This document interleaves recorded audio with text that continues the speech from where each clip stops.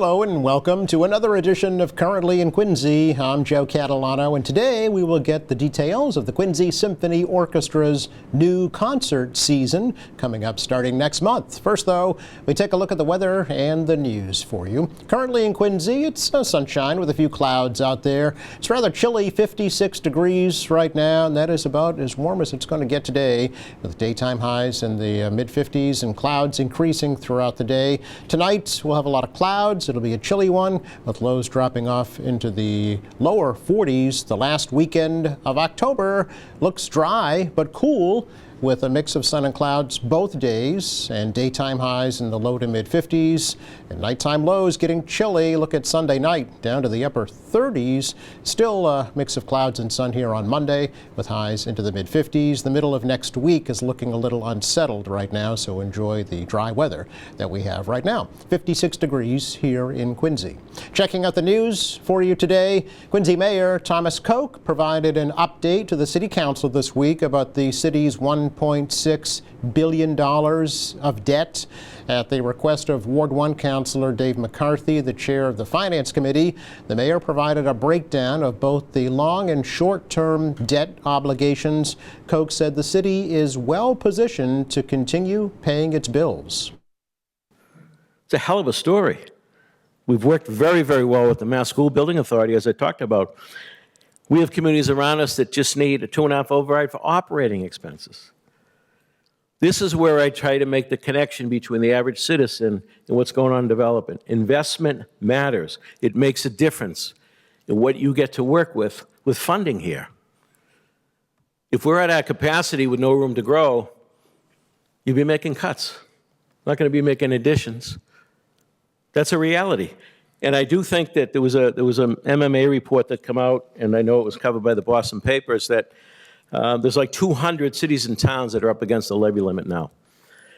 And the question is, going forward, how is Massachusetts going to deal with taxing so the cities and towns won't fall behind? Now, when asked how the city's debt would impact property taxes next year, Koch said taxes will be going up modestly, but the actual numbers are still being calculated. Responding to a report that the city owes at least $14 million to the pension fund, the mayor disputed that, saying the city fully funded its pension obligations with a $475 million bond. Quincy City Council President Ian Kane reacting to the mayor's presentation this week, saying that he also feels Quincy is in a good financial position. And the mayor said something very important last night, which I don't know if people picked up on, but our cash flow and liquidity is strong, okay? Meaning that the money coming in supports the money going out, and it's a flywheel, okay? The ratings agencies, they play a game, right? This is a game. It's like, you know, the more credit you use personally, consumer credit, will essentially make you a better credit rated person, okay? That's how this goes. It's not, you got to put it into context here. The ratings agencies, and if you even, people got to go and back to the financial crisis of 2008 and understand the ratings agencies' role in the financial crisis. You know, these are people who were rating junk bonds at AAA, okay, which was the financial underpinning, the housing market for the United States global economy that collapsed. Now, Kane didn't support the $475 million pension bond, but said he appreciates the mayor's optimism about its benefits and remains hopeful that the estimated savings of $168 million over its lifespan proves to be accurate. A question dealing with the mayor's annual salary will not be on the November 4th ballot in Quincy. Norfolk Superior Court judge this week denied a request from Quincy Citizens for Fair Raises to stop the ballot from being certified. The judge said it would not serve in the public interest to stop the ballot from moving forward because mail-in voting is already underway and early voting begins tomorrow. The larger question of whether that ballot question will appear in a future election is still in the court process. A hearing is set for October 30th. Early voting does begin tomorrow at City Hall from 8:30 to 2:30. Tomorrow is also the last day to register to vote in this year's election. City Clerk Nicole Crispo says voter registration will take place tomorrow from 8:30 to 5. She says people registering to vote will be asked to verify their residency.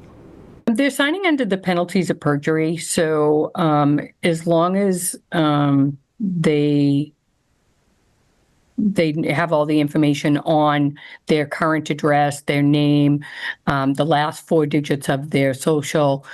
We don't ask for ID.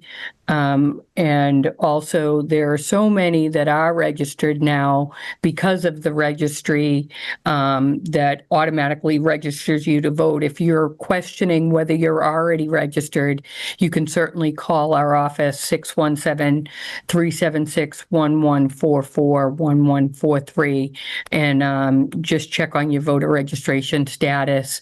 I know a lot of people were surprised that they were on the inactive list but if we didn't get a census returned, you did become inactive. If you do show up at the polls, we ask that you sign a roster saying that you are who you are and that you still live at that address, and you can certainly vote. Now, there will be no early voting on Sunday. It does resume next Monday through Friday from 8:30 to 4:30 at City Hall. Of course, in-person voting is November 4th from 7 a.m. to 8 p.m. at the same polling locations as the preliminary election back in September. This coming Tuesday is also the last day to request a mail-in ballot. Crispo is predicting an 18 to 20% voter turnout. A nonprofit legal group is representing the city of Quincy in the lawsuit over proposed statues of Saints Michael and Florian for the entrance to the new public safety complex. The Beckett Fund for Religious Liberty has agreed to represent Quincy Mayor Thomas Koch in the case brought by a group of residents who argue that the statues would violate the constitutional separation of church and state. A Norfolk Superior Court judge has issued a temporary injunction preventing the statues from being installed until the case is resolved. The city commissioned those statues at a cost of $850,000, prompting the citizens' lawsuit, which is being argued by the ACLU and other civil rights groups. The Beckett Fund says there are many instances of religious symbols on public buildings and that Saints Michael and Florian are longtime secular symbols of support for police officers and firefighters. It's our check of news for you today. Coming up, the Quincy Symphony Orchestra preparing for their new season that begins soon. We'll get an update next.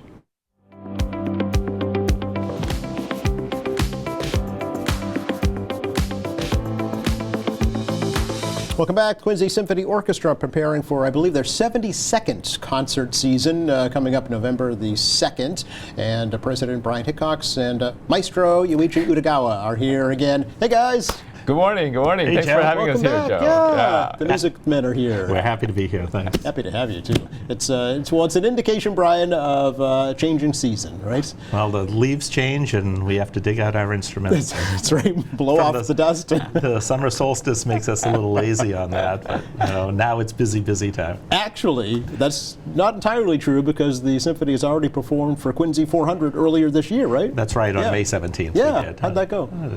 It was great. Yeah? It was great. Yeah. Unfortunately, we had to do it inside because of the weather. But and we've had some bad luck with that. I know, but that's all going to change now. Yeah, it's all going to change. But Because you're inside yeah, but now. the concert was great. It was great. We had a great crowd, and we had 2 pieces that were written for the occasion. Yes. For Quincy 400. Yes. And actually, I don't want to get ahead of ourselves, but No. we're doing "Tis the Season" in December. Yes. With the public schools. Yes, December And 4th, actually. December Yep. 4th at 7 p.m., right? Yep. And we're going to do some of those pieces. I was going to ask if they're Yeah, coming back. yeah, Okay. because we're still in Quincy 400, so we're going Sure. to say holidays at Quincy 400. Oh, absolutely. I think this year's Christmas parade is going going to be all about Quincy 400. So, Absolutely, yeah. it should be. Sure. Yeah, So, yeah. okay, good. So Yeah. if folks didn't catch that May concert, Yes. they can see the original works again. Yes, at the school so we concert. have one written by one of the school teachers, and Michael DeMarco. Sure. And then we had a very well-known composer named Michael Gandolfi that Brian and his wife very generously commissioned. Commissioned, yes. Yeah, and both works they're fantastic, and the audiences loved it, and I think that they will love it too at the holiday pops. Yeah, what are the titles of the pieces? You want to? Ours was titled Quincy 400. Quincy 400. Quincy 400. And it was commissioned by my wife Lynn and myself on the occasion of the celebration of Quincy 400 Yes. and dedicated to Yoichi Udagawa, Oh. the city of Quincy, and the Quincy Symphony Orchestra. Oh. We were able to present the original score to the mayor at that concert. Nice. And he accepted that, and we'll keep it in the archives for the next 400 years. Sure, yeah, exactly, yeah. Maybe the symphony 400 years from now will break that out and play. And it was a fun piece Was to it? play. Yeah. The first time Yoichi and I heard it, and we said, oh my goodness. Really? Michael Gandolfi is a master composer. Yeah. He composes for the Boston Symphony Orchestra. He's at an incredibly high level. He's the chairman of the composition department at New England Conservatory. Oh, wow. So I just shared with him some of the thoughts that I had. My parents grew up in Quincy, grandparents grew up in Quincy. Yeah. They were buried at Mount Wollaston Cemetery, and as I looked back into the history, I just gave him some bullets, whether it was the shipbuilding, the quarry work, and just establishing the villages on the hill. That's right. Marymount, 400 right? years Yeah, ago. exactly, yeah. And he took that and weaved it into just these portrayals of early Erie village life and Really? what that must have been with the indigenous people interacting, Yeah. and then how they developed these societies, and you could hear how the shipbuilding went on, and then the hope for the new future. It's a remarkable piece. To be able to translate that into music, that is a skill and an art for sure. Yeah. And was it difficult to perform, Yoichi? Well, I think he's a very skilled composer, and he knew that he was going to be writing for community orchestra. Sure, So he all the music and all the brilliance is there, but he scored it and arranged it in a way that it was playable for us. Okay. I'm not going to say it was easy, Sure, but sure. it was not beyond our abilities. Nice. And so Nice. it was a great piece, and Yeah. we're going to be thrilled to do it again. Good. We Yeah, look forward to that. Yeah. But before that, Yes. we have a concert coming up. Sunday, November 2nd, 4 p.m. Classical concert at, this is different, St. Mary of the Hills in Milton. Yes. So, Brian, is this the kickoff for the new season? It is. It is, okay. Since we did the outdoor concert in May on the 17th, Yes. We didn't do the outdoor concert in September. Right. Because we just did it early. I was going to ask, is this a little later than usual? It is. Okay. That's why. That's right. Okay. And this one, we're very excited about the collaboration. There are two pieces on the program.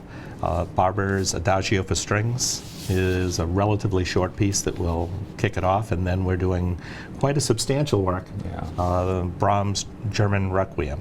And that's going to be with collaboration of the Quincy Choral Society. Yeah. They're 90 members strong, Yep. and their voices will be right in sync with Yoichi and Sarah Labrie conducting them with the orchestra. Yes. Is this the first time that you've performed at this venue? It is. It is, yeah. It is, and it's certainly venues, school schedules, rehearsal schedules. The schools have many drama productions, music productions, choral productions that just go on, and sometimes it's tough to squeeze everyone's, whether it's a choral society, the symphony orchestra, Sarah, Yoichi, the schools, putting it all together. In this case, we reached out to local churches, and this particular church, the Choral Society, has performed in before. They rehearsed there, I think, too. And at the same time, somewhat appropriate that the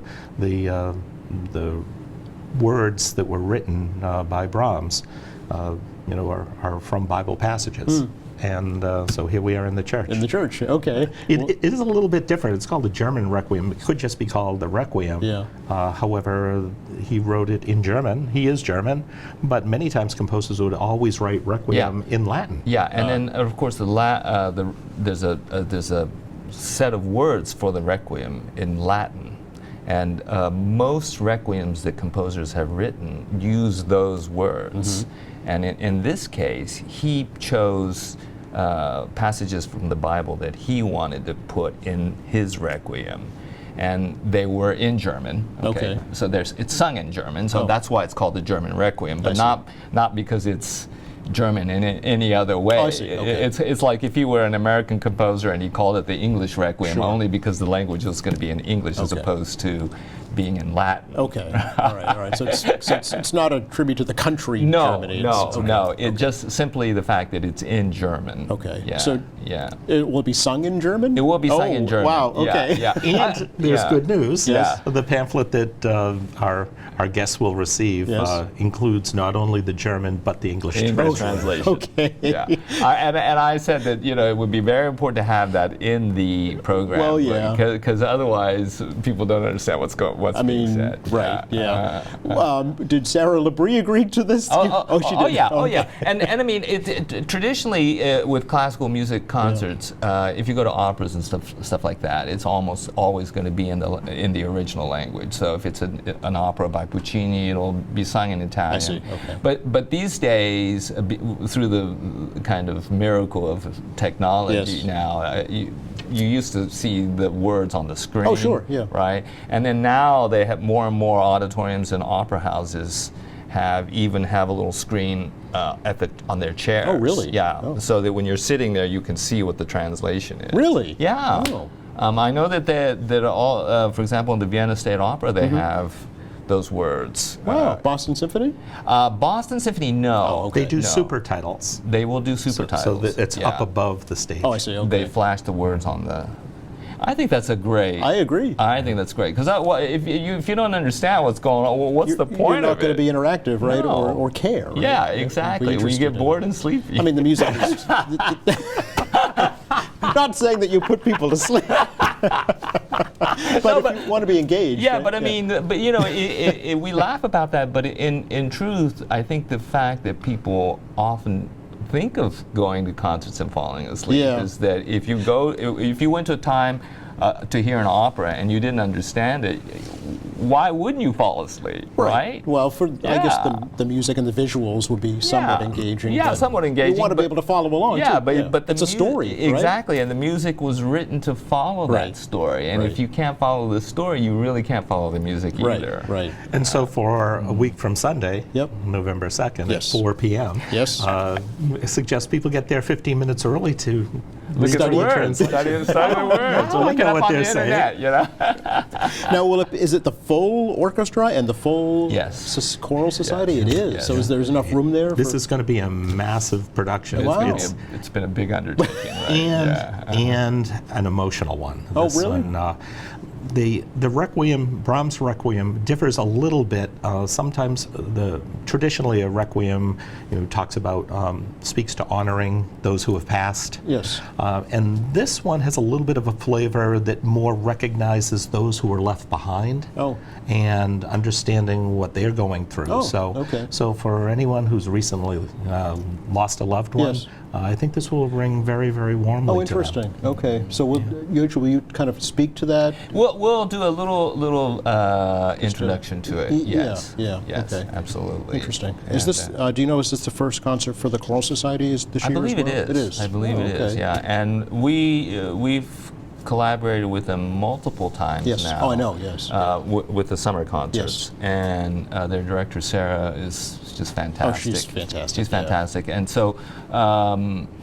We First female conductor, by the way. Yeah, for the of Choral the Society. Quincy Choral Society, and we decided that instead of, traditionally, oftentimes when you do a concert like that, the choral conductor doesn't conduct. It's just the orchestral conductor does the whole thing. But we said, since it's really a collaboration between the two groups, why don't we just take turns conducting? Oh, you'll share. Yeah, so share the baton.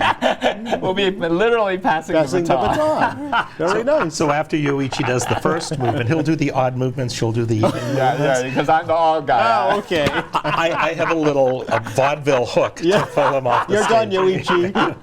No, I don't want. I mean, but Brian, what a benefit to be able to have such skilled folks at your disposal. It truly is, and and it's a great growth opportunity for both groups. Yes. Because we get set in our own ways Yes. sometimes, and the different flavors that are sprinkled in of Yoichi to the Choral Society and Sarah to the orchestra just help us grow. Right. And, Yeah. so it's, Different styles, yeah, right? And we embrace that. experiences. At first, it's a little, oh, that's different. Well, especially at a live performance, will there be rehearsals beforehand? We'll make sure. A couple of rehearsals, just to get. Yeah, well, we're going to, basically what we've been rehearsing by ourselves, the orchestra, Yes. and then the chorus has been rehearsing, and this is the way it's all done everywhere around the world, Okay. whether you're professional or amateur. And then next week, we're all going to get You together. meld the two. And hopefully it'll fit together. But it's amazing. I've done this many, many times. Yeah. It always is kind of a miraculous how it comes together. Well, there's one common goal, right? Is to make good music. Yeah, and clearly the composers have written it so that it will fit right. together, Yeah. right? So all we have to do is make sure that we have our part correct. Oh, is that all? Yeah. Well, okay. So there's a challenge Right, to that, yeah. but provided that we're doing that, it somehow it always comes together. We're always. It's somewhat like merging onto a highway. Close your eyes and pray. We avoid the train wreck, and we just dovetail into But it. there's a lot of truth to that. I mean, that's a good way There's a to little describe give and it. take there. It's Yes. amazing that there aren't more accidents, right? I mean, it just Please, let's not even jinx it. So this is at 4 o'clock, Sunday, November 2nd, Yes. St. Mary of the Hills on St. Mary's Road in Milton. And about how long is the show? The Barber's about we're doing a short piece for strings. Okay. And that's about 6 minutes long. Okay. And then the Brahms Requiem is about an hour. Oh, all right. Okay. And that's it. So Okay. it's a relatively short concert, but the Requiem is a gigantic piece. yes. Okay. Yeah. All right. So And the barber is it gets into the theme that we were talking about Yes. with the Brahms. The barber is a hugely emotional Yeah. piece written strictly for strings, no woodwinds, no percussion, no brass, and it's an adagio. It's a slower paced, and the movements of the different string instruments creating a hugely emotional. Have you seen the movie Platoon? long time ago. Yes. Okay, Yeah. this was the background music for some of those helicopter rides when they were in Vietnam and Oh. all. And I think people will recognize the music, Okay. even if they don't know that it's the Barber Adagio. for They've heard string. it. it's very moving. It's been used on many places, I think. I mean, notably in that movie. But Okay, I okay. think people will probably recognize it. Okay. Yeah. All right. So even if you're not familiar, Yes. it'll strike a chord. It's yeah. a gorgeous I think piece. everyone will Yeah, know it. yeah. Nice. And that's by the way, that's the weekend we set the clocks back, so folks will be rested up. They've had an extra hour of sleep, so don't worry about putting them to sleep. We won't tell the musicians that they'll be on time then. Yeah, that's right. That's They'll be an hour They'll be early. an hour early. That'll be a first. No, I'm kidding. Speaking of time, before we run out of time, Brian, I did want to talk about you have a new website. We do. Yeah. So we had been a .org, now we're a .com. Yes. We're not a commercial entity. Right. However, because of some logistics, we switched. It's the same beginning. Yep. Quincy Symphony Orchestra.com. Okay. So that's where the site is. The site will appear as it has before. Yes. Our schedule's there, all the information that you typically find. It's just a different type in, QuincySymphonyOrchestra.com. Okay. And new email address, if you want to get directly in touch with me, it's Brian@QuincySymphonyOrchestra.com. .com, okay. And there's a link right there. Okay, good. Just wanted to make sure we get that out there. It's not a mistake, folks, that you're seeing on your screen. It's correct. And I've already heard from a number of people understanding that we were not going to be at Quincy High School or North Quincy High School. And so some people call right in, and Sure. my number's available there as well. Okay. Do you do social media at all? We do. You do? Yeah, Facebook, Instagram. and do we do Instagram? All these things I'm not. Not for those. Aren't those details are not for you to worry about, Yoichi. You just get the music. Brian, does the symphony need? And I always like to ask you, members, positions, chairs? So interestingly, Yeah. we talk in the past about string players. Yes. Because there's a lot of need for strings. Yes. And we have a good complement of string players. At the same time, we could and we typically always need additional string players. Okay. The great news is that we've been having a few join us year by year by year and have settled in to now be, a critical part of the orchestra. Nice. But we still have the need for strings. Okay. We do have a third trumpet opening that we will need to audition for. Okay. But anyone who wants to understand what that's about can email me at brian@QuincySymphonyOrchestra.com. Okay, excellent. So again, it's the classical concert Sunday, November 2nd, 4 o'clock. 'Tis the season, Yoichi. You mentioned December 4th at 7 p.m. at Quincy High School. And then there's other concerts later in the season that we'll have you back to talk about later. Great, thank you. Sounds great, Joe. All right, thank you both. Always a pleasure. Thank you. Thank you Just very enough much, time to Joe. take a look at the forecast for you for the rest of the day today. It's really nice, actually, for late October. A mix of sun and clouds into the upper 50s this afternoon. Clearing out tonight, lows drop off to the lower 40s. Staying dry this weekend. It'll be very fall-like with daytime highs in the mid-50s and nighttime lows, around 40 degrees. This continues into Monday as well. There could be another nor'easter coming our way by the middle of next week, so keep an eye out for that. The special thanks go out Brian Hickox and Yoichi Udagawa for joining us today from the Quincy Symphony Orchestra. Thank you again, Joe. Thanks, Thanks Joe. to our crew. Thank you for watching. Monday here on the show, we welcome representatives from the Boston Chinatown Neighborhood Center because they're expanding into Quincy. We'll learn about that. In the meantime, check our website. It's qatv.org. All of our latest programs are there, along with news and information. There's video on demand, live streaming, and much more. For all of us here at QATV, I'm Joe Catalano. Have a great weekend.